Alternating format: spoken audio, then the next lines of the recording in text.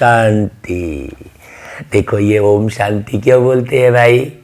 ओम शांति इसलिए बोलते हैं क्योंकि ओम का मतलब होता है मैं एक आत्मा। तो मैं एक आत्मा, तो आप भी एक आत्मा। आत्मा आत्मा से बात करती है। तो इसलिए यदि मैं एक आत्मा शांत स्वरूप कहकर कोई बात शुरू की तो शांति रहेगी। मैं कहूँगा ओम शांति, तो आप भी पहले क्या बोलेंगे? ओम शांति। तो किससे बात शुरू होगी? शांति से बात शुरू होगी।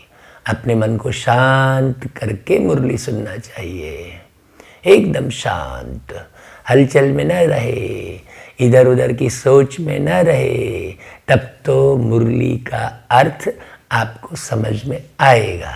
नहीं तो ढेर मुरली सुनते रहो, 10 घंटे भी मुरली सुनो तो उसका कोई फर्क नहीं पड़ेगा। अपने अंदर की अवस्था की जांच करके मुरली सुनना। हाँ, बहुत लोग जो है दूसरे की कमी कमजोरी देखने में माहिर रहते हैं। हाँ, तो जैसे बहुत लोग क्या, संसार के प्रत्येक व्यक्ति दूसरे की कमी कमजोरी बहुत अच्छे से बता लेते हैं, लेकिन अपनी कमी कमजोरी की जांच नहीं कर पाते। ये समझ में आता है, एक व्यक्ति दूसरे को जब देखता है तो वो समझता है ये बहुत क्रोधी है, ये लोभी दिखाई दे रहा है, देखो ये ईर्ष्या कर रहा है, इसके अंदर में द्वेष है ना, ये बड़ा मोह रखा है परिवार में, है ऐसा बड़ी अच्छे से जांच कर लेंगे। मैं तो कहूँगा कि एक बच्चा भी समझ जाता है दूसरे का, लेकिन व्यक्ति अपने को नहीं समझता। इसलिए देखो कृष्ण जी के हाथ में स्वदर्शन चक्र है, विष्णु जी के हाथ में स्वदर्शन चक्र दिखाया है। इसलिए दिखाया है कि आप अधिक से अधिक स्वदर्शन करें कि आपके अपने अंदर में कहीं सूक्ष्म में क्रोध तो नहीं है। ये हम भूल जाते हैं, हमको लगता है कि हमारे अंदर में क्रोध नहीं है। अंदर में यदि सूक्ष्म में थोड़ी सी भी ग्लानि किसी के प्रति है, वास्तव में वो ग्लानि भी क्रोध का ही स्वरूप है। हाँ, क्योंकि अंदर में अगर थोड़ी सी भी ग्लानि रहेगी तो वो कभी ना कभी वो आपके स्थिति को समाप्त करेगी। अच्छी स्थिति जो बनती रहेगी, बड़ी खुशनुमा स्थिति रहेगी, लेकिन किसी के प्रति ग्लानि आपकी स्थिति को नीचे गिरा देगी। तो बाबा ने प्रत्येक मुरली में बहुत अच्छा पुरुषार्थ कराया है, इसलिए बाबा की मुरली को सुनना। हाँ, इस पूरी दुनिया में एक शिव बाबा है जो ज्ञान का सागर है, बाकी कोई नहीं। इसलिए सब तरफ से बुद्धि हटाकर देखो परमात्मा में लगाकर, प्यारे बाबा को पहचानो अच्छे से, और मुरली सुनते सुनते खूब पहचान होगी। मुरली सुनने के बाद विचार करो, हाँ क्या बोला बाबा ने। ऐसा थोड़ी कि बस सुन लिए, अभी तक रामायण के बारे में भी नहीं जाने, गीता के बारे में भी नहीं जाने, बस सुन लिए, क्या विचार तो किए ही नहीं उस पर। हाँ, कि ये चौपाई क्या बोल रही है, कथा क्या बोल रही है, विचार तो किए ही नहीं, सुन लिए बस, बहुत अच्छा कह दिए, गीत गा लिए, ताली बजा लिए, भग गए, हो गया। उससे जीवन का निर्माण नहीं होता है। जीवन का निर्माण बहुत विचार सागर मंथन करने से होता है। रत्न जब ही निकलेंगे जब आप मंथन करेंगे, है ना भाई। शास्त्रों में वर्णन है मंथन का, उन्होंने सागर मंथन कह दिया है, समुद्र मंथन की एक कथा बना दी है। वास्तव में ये विचार सागर मंथन है, इसे समझने की ज़रूरत है। तो बाबा रोज़ मुरली में समझाते हैं। तो आज 25 फरवरी 2021 की मुरली में बाबा देखो बोले, मीठे बच्चे तुम निरंतर मेरी याद में रहने का पुरुषार्थ करो, है ना। क्या बोले बाबा? तुम्हें याद में रहने का पुरुषार्थ जरूर करना है, क्योंकि याद के बल से ही तुम विक्रमाजीत बनेंगे। जिसकी याद रहेगी उसके संस्कार आते हैं, उसके विचार आते हैं। ये बड़ी सूक्ष्म बात बताई बाबा ने। हाँ, अब आप जो है घर में जो है जानवर पाले हो, कुत्ता पाले हो, तो उसकी याद रहेगी, तो उसके संस्कार आएंगे। ये बड़ी बड़ी सूक्ष्म बात बाबा ने बताई। अभी तक तो ये मालूम ही नहीं था है कि याद के आधार पर ही जीवन का निर्माण होता है ना, याद के आधार पर ही। तो इस याद पर अटेंशन देना कि मुझे अंदर में किसकी याद है। हाँ, अगर अंदर में आपको कई वस्तु, व्यक्ति, वैभव, अपने शौक याद रहेंगे तो कोई भी बात सुनेंगे और कोई पूछेगा कि हाँ बताओ भाई मैंने क्या बोला, तो नहीं बता पाएंगे। क्यों? क्योंकि अपने याद को अटेंशन नहीं दिया। इसलिए बाबा ने कहा कि याद पर अटेंशन दो। हाँ, कि किसकी याद है, मूल बात, इस याद को समझो। हाँ, बाबा हमेशा याद पर जोर देते हैं। नहीं, लोग कहा चलो प्रभु को याद करो, राम नाम रटो, तो याद थोड़ी कर रहे हो, याद तो अंदर में कोई दूसरी समाई हुई है, राम नाम ऊपर से रट रहे हो। तो व्यक्ति को याद तो करते आया, व्यक्ति को याद करते करते कितना नीचे गिर गया। इसलिए अब परमात्मा को याद करो, जानकर समझकर। कौन सा ख्याल आया तो पुरुषार्थ में गिर पड़ेंगे। खुदाई खिदमतगार बच्चे कौन सी सेवा करते रहेंगे। हाँ, और कौन सा ख्याल आया तो पुरुषार्थ में गिर पड़ेंगे। कई बच्चे समझते हैं अभी टाइम पड़ा है, पीछे पुरुषार्थ कर लेंगे, परंतु मौत का नियम थोड़े ही है, कब आ जाए, कल कल करते मर जाएंगे। इसलिए ऐसे मत समझो बहुत वर्ष पड़े हैं, पिछाड़ी में गैलअप कर लेंगे, यह ख्याल और ही गिरा देगा। हाँ, अभी नहीं तो कभी नहीं। जितना पुरुषार्थ अभी कर लो, प्रति क्षण बाबा को याद कर लो। जितना हो सके याद में रहने का पुरुषार्थ कर, श्रीमत पर अपना कल्याण करते रहो। हाँ, एक तो बाबा की याद रहे, दूसरा बाबा ने जीवन के निर्माण की कौन कौन सी श्रीमत दी है ना। सुबह उठने से लेकर रात को सोने तक, और रात को सोने से लेकर सुबह उठने तक बहुत सारी नियम मर्यादाएं बाबा ने सिखाई हैं। बहुत प्यार से स्वयं को चलाओ। हाँ, सहजता से स्वयं को चलाओ, टिपिकल नहीं। आज व्यक्ति स्वयं को भी अच्छे से नहीं चला रहा है। कैसे? शौक अंदर में है, वो पूर्ति नहीं हुई तो स्वयं ही खिन्नता महसूस कर रहा है। अरे यार, मुझे ये नहीं मिला, मुझे वो नहीं मिला, मुझे ये चाहिए था, मुझे वो चाहिए था। फिर अपनी योग्यता को देखे, पहले तो अपनी योग्यता बढ़ाए नहीं, फिर बाद में दूसरों को आगे बढ़ते देख फिर खिन्नता में आ गए। अरे मैं ये नहीं कर पाया, मैं वो नहीं कर पाया। नहीं, आप अच्छे से पढ़ाई पढ़ो, बाबा की श्रीमत समझो, और इससे ऊंची पढ़ाई कोई है ही नहीं। जितनी ज़्यादा पढ़ाई करोगे उतनी बाबा की याद आएगी। तो रूहानी खुदाई खिदमतगार बच्चे रूहों को सैल्वेज करने, पतितों को पावन बनाने की सेवा करते रहेंगे। हाँ, तो कौन बच्चा पतितों को पावन बनाने की सेवा करेगा? जो स्वयं पावन बनेगा। एक आत्मा के प्रति भी जरा भी खिन्नता है, मतलब वो आत्मा अपवित्र कहलाएगी। आत्मा भाई, काम विकार जीत लिया, चलो ब्रह्मचर्य व्रत का पालन कर लिया, क्रोध पर जीत नहीं आई। क्रोध क्यों आ रहा है? किसी भी आत्मा के प्रति ग्लानि, चिड़चिड़ाहट, किसी का पसंद आया, किसी का नहीं आया। भाई, बाबा ने क्रोध पर जीत हासिल करने के लिए ड्रामा का बहुत सुंदर नॉलेज बताया कि भाई तुम जो देख रहे हो उसमें माथा मत मारो, है ये ऐसा वो वैसा मत करते रहो, स्वयं का निर्माण करते रहो, बस श्रीमत प्रमाण है ना भाई। तो पावन बनाने की सेवा कौन करेगा? जो स्वयं को पूरी तरह पावन बनाएगा, पावनता का अर्थ समझेगा। रावण जिसके अंदर नहीं रहेगा वही पावन बनेगा और वही पावन बनाएगा, है। बड़ी बारीक बात समझने की है। फिर गीत बाबा ने बजवाया, ओम नमो शिवाय, है ना भाई, ओम शांति। यह तो बच्चों को समझाया गया है, निराकार बाप साकार बिगर कोई भी कर्म नहीं कर सकते। देखो, है ना भाई, कोई भी नहीं कर सकता, पार्ट बजा नहीं सकते। बड़ी सूक्ष्म बात है।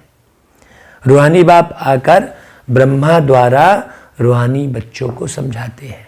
ऐसी बातें कोई करता ही नहीं है, रूहानी शब्द ही नहीं निकलता मुख से, है। योग बल से ही बच्चों को सतो प्रधान बनना है, फिर सतो प्रधान विश्व का मालिक बनना है। कितना ऊंचा लक्ष्य दिया बाबा ने। यह बच्चों की बुद्धि में है। कल्प कल्प बाप आ करके राजयोग सिखलाते हैं। हाँ, अभी देखो, मुझ आत्मा को बाबा ने इतनी जो है ऊंचा उठाया है, इतनी लगन भर दी है कि अभी 8-10 दिन से लगातार जो है सेवा कर रहे हैं, गीत सुना रहे हैं, सभा कर रहे हैं, तो गला बैठ गया है। लेकिन फिर भी मुरली सुनने, पढ़ने और पढ़ाने बगैर मन नहीं कर रहा है। हाँ, ऐसा गले में दर्द भी है और बोलते भी नहीं बन रहा है, लेकिन मुरली सुनाए बगैर जो है अच्छा नहीं लग रहा है। ऐसी लगन बाबा ने, हाँ भाई, बाबा मुझ पर लगन लगाए हैं, मैं बाबा पर लगन लगाया हूँ। लगन की अगन को तेज करो, बाबा कहता है। तो बाबा कहता है कि ब्रह्मा द्वारा आकर आदि सनातन देवी देवता धर्म की स्थापना करते हैं। ये बात अच्छे से भिद जाए अंदर में, यानी मनुष्य को देवता बनाते हैं। हाँ, मनुष्य जो देवी देवता थे सो अब बदलकर शूद्र पतित बन पड़े हैं। भाई, भागवत कथा में श्री कृष्ण जी ने यशोदा मैया से कहा, अरे ये इंद्र की पूजा काहे कर रहे हो, हैं?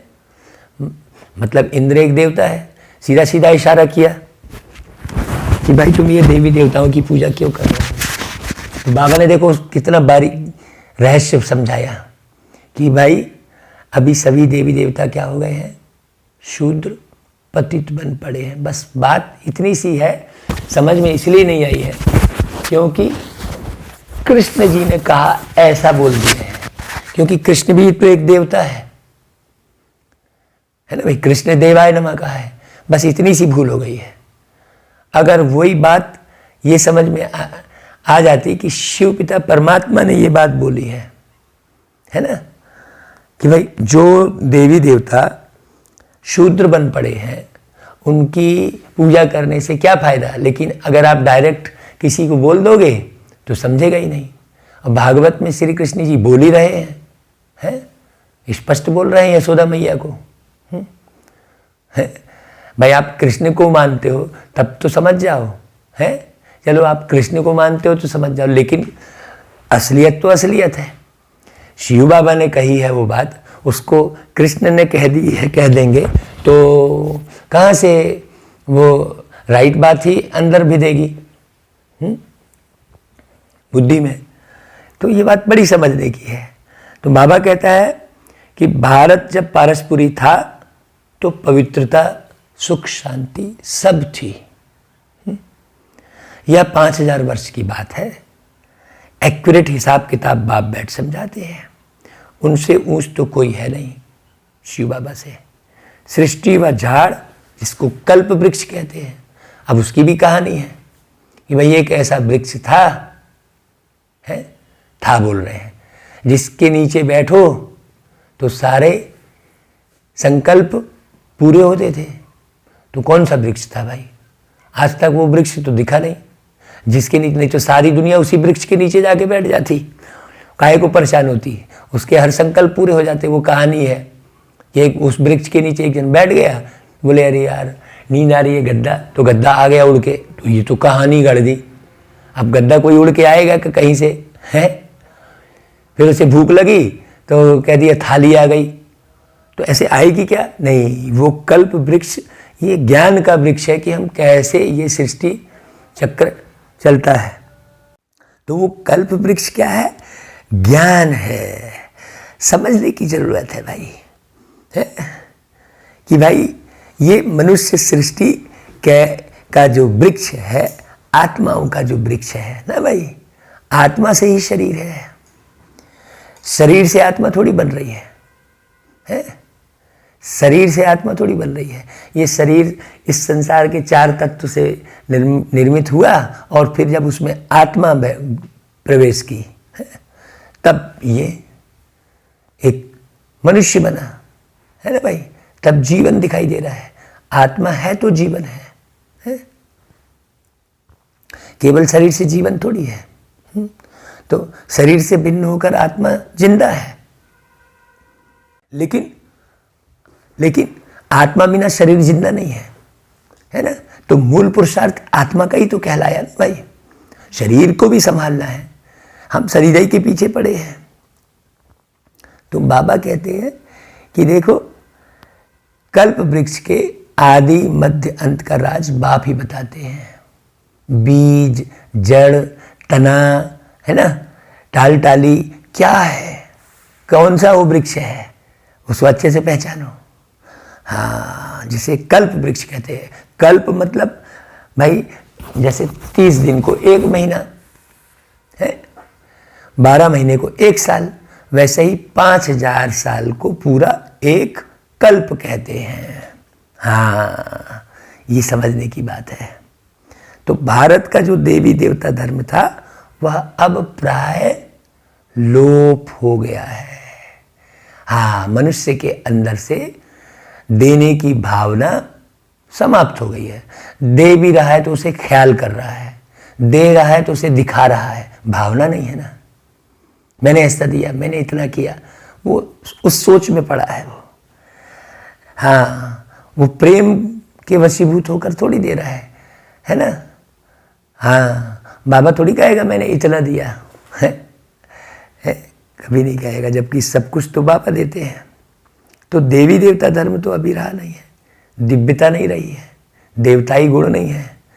किनमें? उन्हीं देवताओं में जो पहले देवता थे, अब वो अपना गुण सब खो चुके हैं। देवताओं के चित्र जरूर है? चित्र है लेकिन देवता नहीं है ना। यह तो भारतवासी जानते हैं। सतयुग में लक्ष्मी नारायण का राज्य था, है ना। भारत में ही तो लक्ष्मी नारायण दिखा रहे, तो इतना सारा लक्ष्मी नारायण, कृष्ण के चित्र, ये सब झूठे थोड़ी हो गए भाई। बिना कुछ के कोई चीज़ बन ही नहीं सकती है। जब कोई चीज़ देखते हैं तब उसका चित्र बनता है। बिना देखे हाँ वो बिगड़ता चले जाएगा भले, है, लेकिन कभी ना कभी तो, है ना, वो रहे होते हैं ना भाई, तब बनते हैं। तो लक्ष्मी नारायण भारत में है, मतलब जरूर थे ना। बल शास्त्रों में यह भूल कर दी है जो कृष्ण को द्वापर में ले गए हैं। बाप ही आकर भूले हुए को पूरा रास्ता बताते हैं। रास्ता बतलाने वाला आता है तो सब आत्माएं मुक्ति धाम चली जाती हैं। इसलिए उनको कहा जाता है सर्व का सद्गति दाता। हाँ, सारे प्रश्नों से मुक्त हो जाती हैं आत्माएं। अभी कितने उलझी हुई हैं बेचारी सब आत्माएं।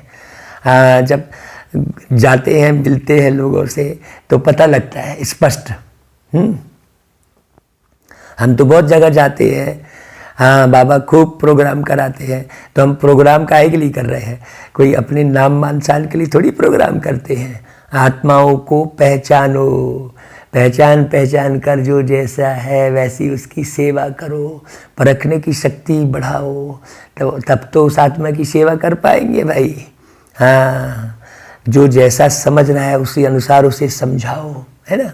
बाबा ने मुरली में सब बता दिया है। तो जो खूब अच्छे से मुरली खूब सुनेगा वही परख कर ज्ञान देगा, परख कर ज्ञान देना, है ना। वही बाबा कहता है। तो रास्ता बताते हैं, मुक्ति सर्व का सद्गति दाता कहते हैं। तो हमको भी क्या करना है, हमको भी सर्व का सद्गति दाता ही बनना है। हाँ, जैसे बाबा हमको बनाता है ना भाई। बाबा क्यों बनाता है कि तुम सारे विश्व में जाके सेवा करो। एक शरीर में बैठ के बाबा कितने दिन सेवा करेंगे, वो शरीर तो जाएगा ही ना भाई।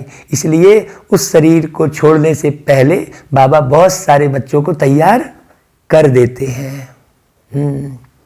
तो जो ये सेवा करता है वो अच्छा फल पाता है। तो रास्ता बतलाने वाला बाबा आता है। तो रास्ता एक ही होता है, एक ही सृष्टि है। बाकी तो साइंस ने ढेर प्रयास कर लिया, मंगल गए, चंद्रमा गए, कहीं भी तो मनुष्य जीवन स्थापित नहीं कर पाए, क्योंकि सृष्टि एक ही है। ये पृथ्वी ग्रह एक ही है। यहाँ ही झाड़ पेड़ पानी सब इस पृथ्वी पर ही है, बाकी और किसी ग्रह में नहीं है। ये समझना कि साइंस पूरा खोज कर चुका है। वर्ल्ड की हिस्ट्री ज्योग्राफी एक ही है, वह रिपीट होती रहती है। सतयुग, त्रेता, द्वापर, कलयुग, फिर होता है संगम युग। कलयुग में है पतित, सतयुग में है पावन। मतलब आप सच्चाई पर चलोगे तो पावन कहलाओगे। आप जरा भी झूठ बोल रहे हो तो झूठ बोल के तो सतयुग की स्थापना नहीं की जा सकती। तो बाबा ने कहा सतयुग है पावन, मतलब झूठ बोल रहे मतलब अपवित्र हो गए। जरा भी झूठ बोले, स्वार्थ के वशीभूत होकर झूठ बोले तो अपवित्र हो गए। समझाने के लिए कोई उदाहरण देना पड़ रहा है वो अलग बात है? लेकिन आप स्वार्थ के वशीभूत होकर झूठ बोले वो गलत है। अच्छा भाई, बाबा कहता है सतयुग होगा तो जरूर कलयुग विनाश होगा, तो पहले सतयुग तो लाओ। आहा, कितनी ऊंची बात बोली बाबा ने। सतयुग होगा तो जरूर कलयुग विनाश होगा। विनाश से पहले स्थापना होगी ना। सतयुग में तो स्थापना नहीं होगी ना। भगवान आएगा ही तब जब पतित दुनिया है। सतयुग तो है ही पावन दुनिया। पतित दुनिया को पावन दुनिया बनाने भगवान को आना पड़ता है। अब बाप सहज से सहज युक्ति बताते हैं। देह के सब संबंध छोड़, देही अभिमानी बन, बाप को याद करो। हाँ, देखो अभी भी संबंध की याद आ रही है क्या? आंसू आ रहे क्या? नाते रिश्तेदार संबंधों की याद करके अंदर फीलिंग आ रही है क्या? जरा भी फीलिंग आई तो इसका मतलब आत्मज्ञान बिल्कुल नहीं है। कोई एक तो पतित पावन है ना, भक्तों को फल देने वाला एक ही भगवान है। भक्तों को फल कौन सा देते हैं भाई? कौन सा फल है? ज्ञान। लोग समझ नहीं पाते हैं। हाँ, पतित दुनिया में ज्ञान सागर ही आते हैं पावन बनाने के लिए। लोग तो फल समझ जाते हैं, घर मकान बन गया, हाँ मेरा आश्रम बन गया। कई ऐसे भी समझ रहे हैं, अरे भाई आश्रम भगवान थोड़ी बना रहा है, वो फल नहीं दे रहा है। बाबा ने जो फल दे दिया ज्ञान, उस ज्ञान के आधार पर तुम बना रहे हो। बाकी तो ज्ञान तो सबको एक जैसा मिल रहा है। कोई बड़ा बना ले रहा है, कोई किराए के ही में पड़ा हुआ है ना भाई। तो ज्ञान का फल है ना, जैसा जैसा जिसने जिसने ज्ञान उठाया, जैसा जैसा समझाया, जैसा जैसा समझा, जैसा समझा वैसा समझाएगा। तो बाबा ने कहा बाप बगैर कोई पावन बना न सके। पतित दुनिया में ज्ञान सागर ही आकर पावन बनाते हैं। पावन बनते हो योग से। योग माना याद, उस याद को समझो। बाप बगैर तो कोई पावन बना न सके। यह सब बातें बुद्धि में बिठाई जाती है औरों को समझाने के लिए। आप अपनी बुद्धि में बिठाओगे तब समझा पाओगे। बाबा कहता है बच्ची घर घर में जाके संदेश देना है। तो ऐसा ही नहीं कि बस खाली चिल्लाते रहना है, अपने स्वभाव को भी देखना है, अपने संस्कार को भी देखना है, अपनी आदतों को भी देखना है। ऐसा नहीं आदत तुम्हारी कुछ है और बस बाबा बाबा कह रहे हो। घर घर में संदेश देना है तो मनसा वाचा कर्मणा सब सुधार कर देना है। स्वयं का सुधार पूरा एक्यूरेट बन कर देना है। ऐसे नहीं कहना है कि भगवान आया है, बस कह दिया भगवान आया है। बड़ा युक्ति से समझाना होता है। बोलो वह बाप है ना, एक है लौकिक बाप, दूसरा पारलौकिक बाप। दुख के समय किसको याद करते हो? पूछो सामने वाले से। पारलौकिक बाप को ही याद करते हैं, सुखधाम में कोई भी याद नहीं करते। सतयुग में लक्ष्मी नारायण के राज्य में सुख ही सुख था, प्योरिटी पीस प्रॉस्पेरिटी थी। बाप का वर्षा मिल गया, फिर पुकारते क्यों? है ना भाई। जब तक छोटे बच्चे रहते हैं तब तक पापा पापा मम्मी मम्मी करेंगे, फिर बड़े हो गए, समझदार हो गए, कमाने लग गए, तब पापा पापा मम्मी मम्मी थोड़ी करते रहेंगे। नहीं करते हैं ना भाई। वैसा ही है। हाँ, सतयुग माने प्रारब्ध पालिए फिर थोड़ी पुकारेंगे।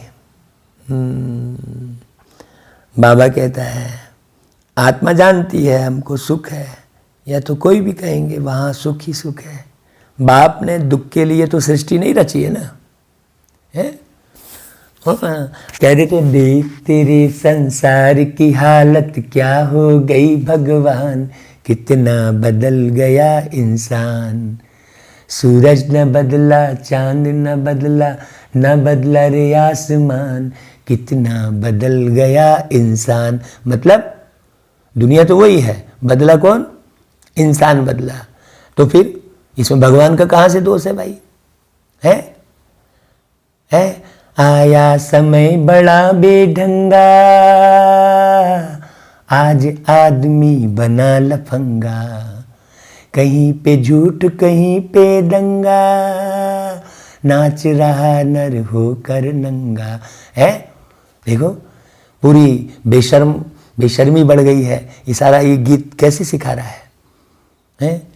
इन्हीं की काली करतूतों से हुआ ये मुल्क मसान। मसान की तरह ये मुल्क, ये देश हो गया भारत देश, जो पहले कभी सोने की चिड़िया था।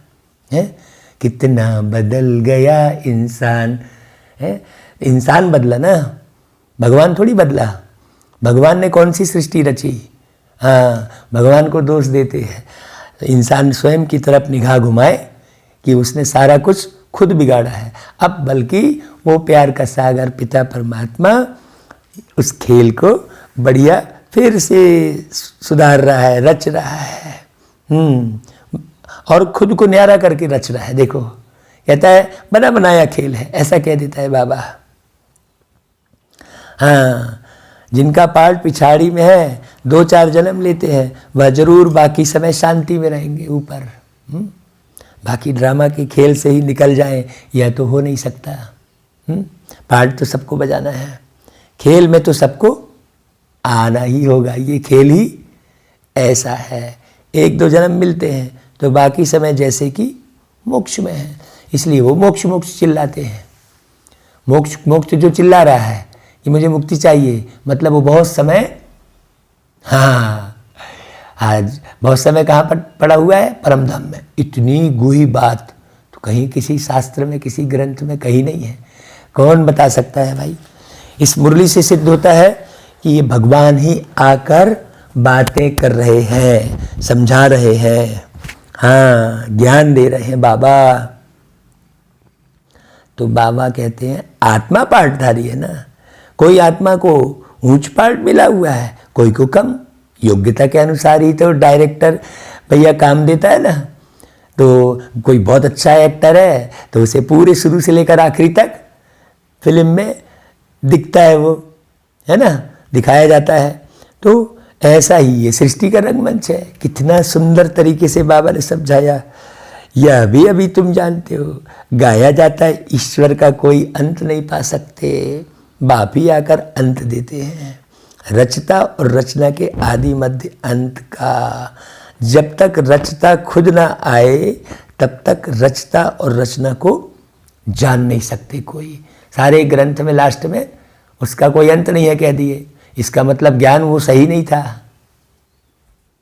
भाई। जिसके बारे में बता रहे हैं बाद में बोले हम नहीं जानते, तो फिर तुम बता किसके बारे में रहे हो, हैं? बस अंदाज लगा लगा के लिखे जा रहे हो तो पूरा मोटी किताब हो गई। ये तो रियल बात है भाई। 4 पेज की मुरली में बाबा सारा कुछ बता देते हैं। पूरी रामायण, पूरी गीता, पूरी भागवत, पूरी महाभारत है, सारे ग्रंथ इस 4 पेज की मुरली में आ जाते हैं। कोई समझे इस बात को। जब तक रचता खुद ना आए नहीं जान सकते कोई। बाप ही आकर बतलाते हैं, बच्चे मैं साधारण तन में प्रवेश करता हूँ। कौन बोला भाई? बोला क्या किसी ने आज तक? है व्यास जी ने बोला क्या है गीता में, भागवत में, कि मैं साधारण तन में प्रवेश करता हूँ? अभी ये समझ में नहीं आ रहा है। बोले गणेश जी ने लिखी, तो कभी व्यास जी ने लिखी, तो फिर कृष्ण भगवान उवाच कह रहे हैं, तो लिखा किसने है?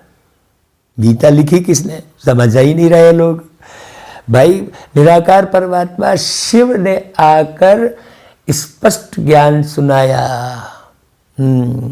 तो ये मुरली सुनोगे अच्छे से तो बार बार सुनोगे तो समझ में आएगा।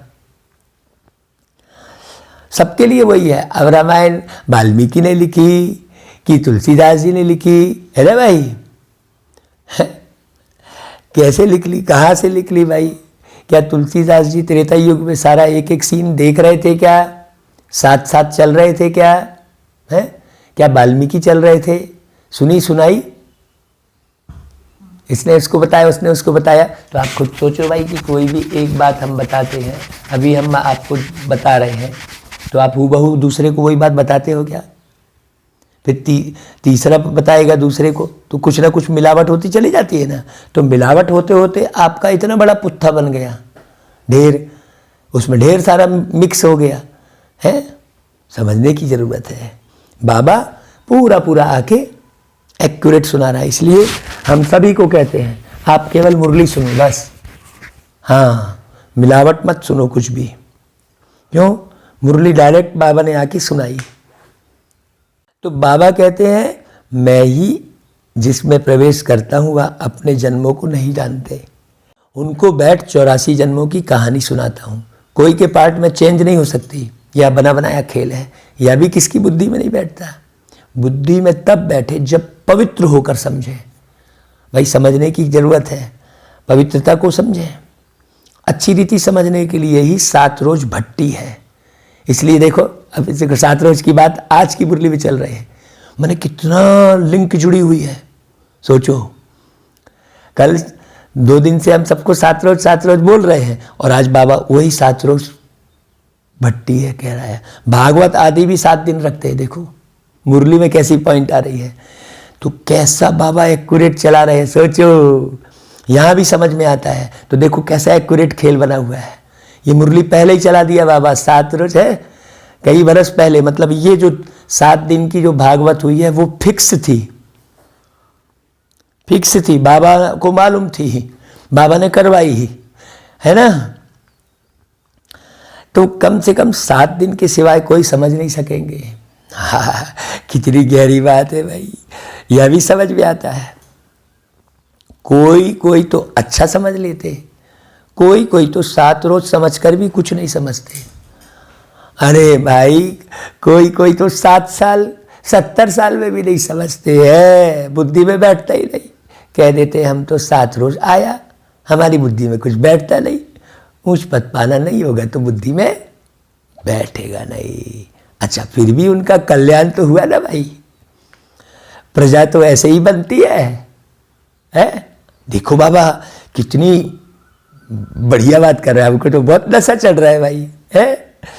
बाकी राज्य भाग लेना उसमें तो गुप्त मेहनत है, जो गुप्त मेहनत करेगा वो राज्य भाग कई जन्मों का पाएगा। अरे तुमको एक जन्म गाड़ी बंगला मोटर सब मिल गया, तुम उसी में रम गए, है। अब तुम फिर शरीर छोड़ोगे तो आत्मज्ञान रहेगा तो व्यक्ति जन्मों की कमाई जमा करेगा, और आत्मज्ञान नहीं है तो यहीं अपने गाड़ी मोटर बंगला कुएं बावड़ी इसी में मगन रहेगा। अब भाई ठीक है, तुम उसका आनंद उठाओ, लेकिन आत्मज्ञान को सुनकर आगे का जन्म भी तो सवारो भाई, है ना। आत्मज्ञान नहीं होने के कारण व्यक्ति धोखा खा जाता है, फिर नेक्स्ट जन्म तो सब भूल जाता है ना, कैसे कमाए थे, है ना भाई। क्यों भूल जाता है? क्योंकि आत्मा एक घर परिवार गाड़ी मोटर बंगला में फंस जाती है। हाँ, तो जब शरीर छूटता है तो लगता है उस आत्मा को, अरे कहाँ गया मेरा, ये मेरे माँ बाप कहाँ चले गए, मैं कहाँ भटक रहा हूँ, ऐसा भटकता है वो। और आत्मज्ञान रहने से ये ज्ञान रहेगा तो क्या होगा कि भटकेगा नहीं, तड़फेगा नहीं। बहुत गहरी बात है। तो बाबा कहता है भाई राज्य भाग लेना है उसमें तो गुप्त मेहनत है, बाप को याद करने से ही विकर्म विनाश होते हैं। अब करो ना करो, परंतु बाप का डायरेक्शन यह है, प्यारी वस्तु को तो याद किया जाता है ना भाई। भक्ति मार्ग में भी गाते हैं, हे पतित पावन आओ। अब वह मिला है, कहते हैं मुझे याद करो तो कट उतर जाएगी। बादशाही सहज थोड़ी ही मिल सकती है? कुछ तो मेहनत होगी ना भाई। ऐसे थोड़ी कि तुम यहाँ भी गाड़ी बंगला मोटर पा गए और फिर हर जन्म पा जाओगे बिना पुरुषार्थ के, ऐसा नहीं है। याद में ही मेहनत है, मुख्य है ही याद की यात्रा। बहुत याद करने वाले कर्मातीत अवस्था को पा लेते हैं। पूरा याद न करने से विकर्म विनाश नहीं होंगे। योग बल से ही विकर्माजीत बनना है, आगे भी योग बल से ही विकर्मों को जीता है। लक्ष्मी नारायण इतने पवित्र कैसे बने, जबकि कलयुग अंत में कोई भी पवित्र नहीं है? फिर कब बने भाई? इसमें तो साफ है, यह गीता के ज्ञान का एपिसोड रिपीट हो रहा है। शिव भगवान वाच, भाई भूलें तो होती रहती है ना, बाप ही आकर अभूल बनाते हैं। भारत के जो भी शास्त्र हैं वो सब हैं भक्ति मार्ग के। बाप कहते हैं मैंने जो कहा था वह किसको भी पता नहीं है। वही मैं कहता हूँ ना कि भाई बाबा ने कहा दाढ़ी की लाज रखना, तो लोग दाढ़ी रखने लग गए हैं। सब बताए ना एक एक बात। बाबा ने कहा सहज बनो, तो लोग हज की यात्रा करने लग गए, सहज नहीं बने। हाँ, बाबा ने कहा कि साधारण बनो, तो लोग रण करने लग गए हैं। बड़ी बारीक बात है भाई। बाबा ने कहा आचरण सुधारो, तो लोग चरण पढ़ने लग गए। तो बाप जो कहते हैं किसको पता ही नहीं है। जिन्हों को कहा था उन्होंने पद पाया, 21 जन्मों की प्रारब्ध पाई, फिर ज्ञान प्रायलोप हो जाता है। तुम ही चक्र लगा कर आए हो। कल पहले जिन्होंने सुना है वही आएंगे। तुम सुन रहे हो, तुम्हारा मन लग रहा है, इसका मतलब तुम चक्र लगाकर आए हो, और तुम्हारा मन नहीं लग रहा है, यूं ही सुन रहे हो। चलो भाई सुनने बोल रहे हैं तो सुन लिए, चलो फलाना सुना रहा है इसलिए सुन लिए, तो सुनने वैसे नहीं होगा। तुम्हारा मन लग रहा है, उसे तुम पुरुषार्थ में उतार रहे हो, तब समझना कि हाँ तुम कल्प पहले भी आए थे।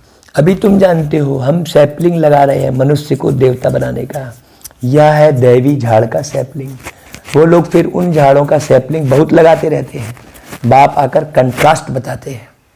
हाँ, बाप दैवी फूलों का सैपलिंग लगाते हैं, वो अलग बात हो गई। वे तो जंगल का सैपलिंग लगाते हैं। तुम दिखाते भी हो कौरव क्या करत भय, पांडव क्या करत भय, उनके क्या प्लान है और तुम्हारे क्या प्लान्स हैं। भाई कौरव और पांडव को भी समझो अच्छे से। वो अपना प्लान बनाते हैं, दुनिया बढ़े नहीं, फैमिली प्लानिंग करें, जो मनुष्य जास्ती न बढ़े उसके लिए मेहनत करते रहते हैं। बाप तो बहुत अच्छी बात सब बतलाते हैं, पवित्र रहो, बस सिंपल सी बात है, विषय विकार छोड़ दो, है। अनेक धर्म विनाश हो जाएंगे और एक ही देवी देवता धर्म की फैमिली स्थापन करते हैं। सतयुग में एक ही आदि सनातन देवी देवता धर्म की फैमिली थी और इतनी फैमिलीज थी नहीं। भारत में कितनी फैमिली है, गुजराती फैमिली, महाराष्ट्रियन फैमिली है, कितनी सारी है। अपने हिंदू में ही कितनी सारी अलग अलग, अरे हमारे में तो ये पूछते हैं, हमारे में तो वो पूजा करते, सब अलग अलग हो गए, टुकड़े टुकड़े हो गए हैं। इस दिल के टुकड़े हजार हुए, कोई यहाँ गिरा कोई वहाँ गिरा। अरे भाई तुमने दिल के हजारों टुकड़े कर डाले तो उस दिल में सुकून कहाँ से मिलेगा, है? देखो वास्तव में भारतवासियों की एक ही फैमिली होनी चाहिए भाई, वास्तव में, है ना भाई। बहुत फैमिलीज होंगी तो जरूर आपस में खिटपिट होगी, फिर सिविल वार हो जाती है, फैमिली में भी सिविल वार हो जाती है, होती है ना भाई। जैसे क्रिश्चियन की अपनी फैमिली है, उन्हों की भी आपस में लगती है, आपस में दो भाई नहीं मिलते, पानी भी बांटा जाता है। सिख धर्म वाले समझेंगे हम अपने सिख धर्म वालों को जास्ती सुख दें, रग जाती है तो माथा मारते रहते हैं। जब अंत होती है तो फिर सिविल वार आदि सब आ जाती है, आपस में लड़ने लग पड़ते हैं। विनाश तो होना ही है, बॉम्ब्स ढेर बनाते रहते हैं। बड़ी लड़ाई जब लगी थी जिसमें 2 बॉम्ब्स छोड़े थे, अभी तो ढेर बनाए हैं। समझ की बात है ना, तुमको समझाना है, यह लड़ाई वही महाभारत की है। बड़े बड़े लोग जो भी कहते हैं अगर इस लड़ाई को बंद नहीं किया तो सारी दुनिया को आग लग जाएगी। आग तो लगनी ही है, या तुम जानते हो। बाप आदि सनातन देवी देवता धर्म की स्थापना कर रहे हैं। राजयोग है ही सतयुग के लिए, है ना भाई। वह देवी देवता धर्म अप्रायलोप है, चित्र भी बने हैं। बाप कहते हैं कल्प पहले मुआफिक जो विघ्न पढ़ने होंगे वह पढ़ेंगे। हमको सोचना नहीं है, समझना बस है, उसको सोच में नहीं लाना है उस विघ्न को, है ना भाई। अपनी तैयारी कर लिए बस, जो विघ्न पढ़ने होंगे पढ़ेंगे। पहले थोड़ी ही पता पड़ता है, फिर समझा जाता है कल्प पहले ऐसे हुआ होगा, या बना बनाया ड्रामा है। ड्रामा में हम बांधे हुए हैं, बस पुरुषार्थ करते रहो, बाकी मत सोचो आगे की पीछे की, पुरुषार्थ करो। याद की यात्रा को भूल नहीं जाना चाहिए, इनको परीक्षा कहा जाता है। याद की यात्रा में ठहर नहीं सकते, थक जाते हैं। गीत है ना, रात के राही थक मत जाला, इसका अर्थ कोई समझ न सके। भाई कौन है रात का राही? कलयुग रात के राही कौन है? सब आत्माएं जो अज्ञानता में थक गई है, समझ ही नहीं पा रही है क्या करे। सब आत्माएं देखो, बूढ़ी बूढ़ी आत्माएं। भाई कल भागवत समाप्ति हुई तो बूढ़ी माता बोली, अरे ये काहे समाप्त कर रहे हो? मंच पे आकर बोली, मुझे ज्ञान चाहिए महाराज, ऐसा बोलती है, हैं? क्यों? ज्ञान मिल नहीं रहा है कहीं, सब भक्ति की भटकन है। तो भागवत के माध्यम से जब बाबा का ज्ञान सुनाते हैं तो सबको बड़ा आनंद आ रहा है, सब आगे और समझने की तैयारी कर रहे हैं। तो अब देखो 7 दिन की तो भागवत हो गई, अब आगे फिर 7 दिन लोग उसी मंच को संभालने के लिए बोल रहे हैं, लोग बोल रहे हैं। ये कितनी अच्छी बात है। तो बाबा कहता है कि भाई रात के राही इसका अर्थ समझ नहीं पाते कि यह है याद की यात्रा, जिससे रात पूरी हो दिन आ जाएगा, आधा कल्प पूरा हो फिर सुख शुरू होगा। बाप ने ही मन मनाभाव का अर्थ भी समझाया है। बाबा तुम नीचे गिरते हो ऐसा कह के ये चक्र में भी नहीं फंसा रहा है, चक्र का ज्ञान करवा रहा है लेकिन फंसा नहीं रहा है? तो बाप ने ही मन मनाभाव का अर्थ भी समझाया है। सिर्फ गीता में कृष्ण का नाम डालने से वह ताकत नहीं रही है। अब कल्याण तो सबका होना है, गोया हम सब मनुष्य मात्र का कल्याण कर रहे हैं, भारत खास और दुनिया आम, सबका श्रीमत पर हम कल्याण कर रहे हैं। कल्याणकारी जो बनेंगे तो वर्षा भी उनको मिलेगा। याद की यात्रा के सिवाय कल्याण हो ना सके। ऐसा नहीं कि हम ज्ञान ही सुना रखे हैं, नहीं, हमें याद की यात्रा में भी रहना है। अभी तुमको समझाया जाता है वह तो बेहद का बाप है, बाप से वर्षा मिला था। भारतवासियों ने ही 84 जन्म लिए हैं, पुनर्जन्म का भी हिसाब है। कोई समझते नहीं कि 84 जन्म कौन लेते हैं, अपने ही श्लोक आदि बनाकर सुनाते रहते हैं। गीता वही, टीकाएं अनेक लिख देते हैं। गीता से तो भागवत बड़ा कर दिया है। गीता में है ज्ञान, भागवत में है जीवन कहानी है। वास्तव में बड़ी गीता होनी चाहिए। ज्ञान का सागर बाप है, उनका ज्ञान तो चलता ही रहता है। वह गीता तो आधा घंटा में पढ़ लेते हैं। अभी तुम यह ज्ञान तो सुनते ही आते हो। दिन प्रतिदिन तुम्हारे पास अनेक लोग आते रहेंगे, धीरे धीरे आएंगे। अभी अगर बड़े बड़े राजाएं आ जाएं फिर तो देरी न लगे, झट आवाज़ निकल जाए। इसलिए युक्ति से धीरे धीरे चलता रहता है। यह है ही गुप्त ज्ञान, किसको पता नहीं कि यह क्या कर रहे हैं। रावण के साथ तुम्हारी युद्ध कैसे है यह तो तुम ही जानो, और कोई जान न सके। भगवान उवाच, तुम सतो प्रधान बनने के लिए मुझे याद करो तो पाप नाश हो जाएंगे। पवित्र बनो तब तो साथ ले जाऊं। बाबा कह रहा है जीवन मुक्ति सबको मिलनी है। रावण राज्य से मुक्ति हो जाएगी। तुम लिखते भी हो, हम शिव शक्ति ब्रह्मा कुमार कुमारियां श्रेष्ठाचारी दुनिया स्थापन करेंगे। परमपिता परमात्मा की श्रीमत पर 5000 वर्ष पहले मुआफिक 5000 वर्ष पहले श्रेष्ठाचारी दुनिया थी। यह बुद्धि में बिठाना चाहिए। मुख्य मुख्य पॉइंट्स बुद्धि में धारण होंगी तब याद की यात्रा में रहेंगे। पत्थर बुद्धि है ना, कोई समझते हैं अभी टाइम पड़ा है पीछे पुरुषार्थ कर लेंगे, परंतु मौत का नियम थोड़े ही है कल मर जाएं तो कल कल करते मर जाएंगे। पुरुषार्थ तो किया नहीं, इसलिए ऐसे मत समझो बहुत वर्ष पड़े हैं, पिछाड़ी में गैलप कर लेंगे। यह ख्याल और ही गिरा देगा। जितना हो सके पुरुषार्थ करते रहो। श्रीमत पर हरेक को अपना कल्याण करना है, अपनी जांच करनी है। कितना बाप को याद करता हूँ और कितना बाप की सर्विस करता हूँ, है। रूहानी खुदाई खिदमतगार तुम हो ना, तुम रूहों को सेल्वेज करते हो। रूह पतित से पावन कैसे बने उसकी युक्तियां बतलाते हैं। तो रूहानी खुदाई खिदमतगार तुम हो ना, तुम रूहों को सेल्वेज करते हो। रूह पतित से पावन कैसे बने उसकी युक्तियां बतलाते हैं। दुनिया में अच्छे और बुरे मनुष्य तो होते ही हैं, हर एक का पार्ट अपना अपना है। यह है बेहद की बात। मुख्य टाल टालियां ही गिनी जाती हैं, बाकी तो पत्ते अनेक हैं।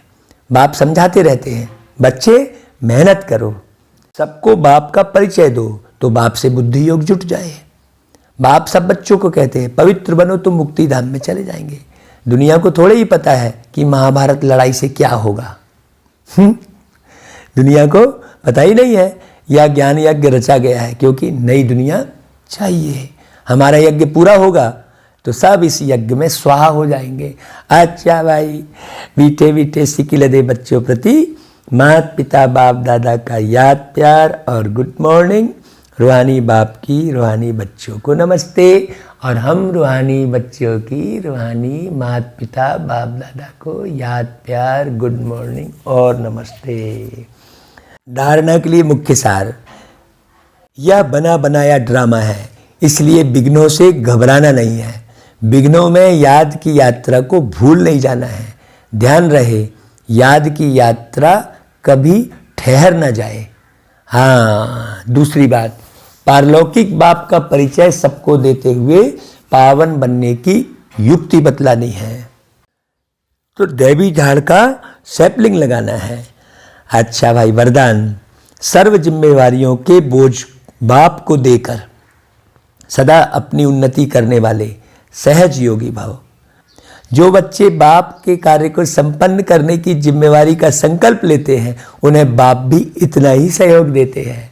भाई मुझे तो पूरा अनुभव होता है कैसे बाबा सहयोग दे रहा है, कैसे सेवा करा रहा है, सारा देश घुमा रहा है, कितनों को टच कर रहा है। बाबा कहते हैं देखो, सिर्फ जो भी व्यर्थ का बोझ है वो बाप के ऊपर छोड़ दो। लोग छोड़ते नहीं है। बाप का बनकर बाप के ऊपर जिम्मेवारियों का बोझ छोड़ने से सफलता भी ज़्यादा और उन्नति भी सहज होगी। क्यों और क्या के क्वेश्चन से मुक्त रहो। विशेष फुल स्टॉप की स्थिति रहे तो सहज योगी बन अतीन्द्रिय सुख का अनुभव करते रहेंगे। हमको ऐसा लगता है कि ये वरदान बाबा मेरे लिए ही चला रहा है। वाह बाबा। अच्छा भाई, फिर स्लोगन, दिल और दिमाग में ऑनेस्टी हो तो बाप या व परिवार के विश्वास पात्र बन जाएंगे। दिल व दिमाग में ऑनेस्टी हो। अच्छा भाई, ओम शांति।